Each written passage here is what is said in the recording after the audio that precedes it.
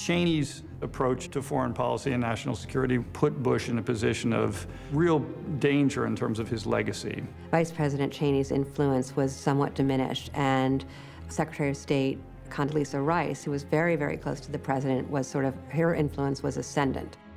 In the last 2 years of the administration, Cheney remains deeply worried that rogue states will spread weapons of mass destruction around the world.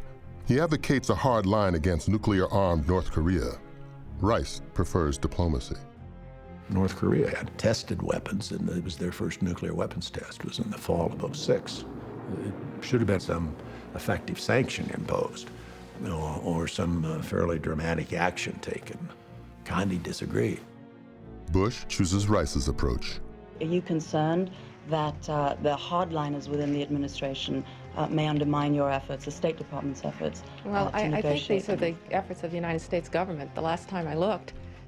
Cheney's concerns about treating North Korea too gently are soon realized.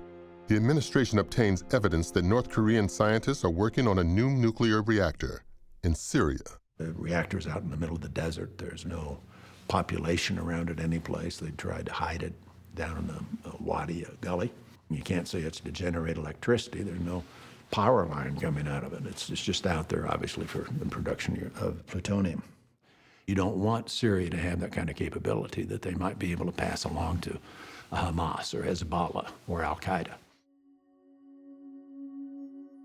When the intelligence agencies discovered that Syria was building a reactor that could soon make material for nuclear weapons, they had policy debates about it. Condi recommended taking it to the United Nations. I strongly recommended that we ought to take it out. Cheney was just a voice alone, saying we have to attack and destroy this reactor. I thought it would sort of, again, reassert the kind of authority and influence we had back in '03, when we took down Saddam Hussein and eliminated Iraq as a potential source of WMD. There's certain bright lines out there, and you do not cross them, and one of those bright lines is you don't provide nuclear technology to terror-sponsoring states. And Condi was on the wrong side of all those issues, so we had significant differences.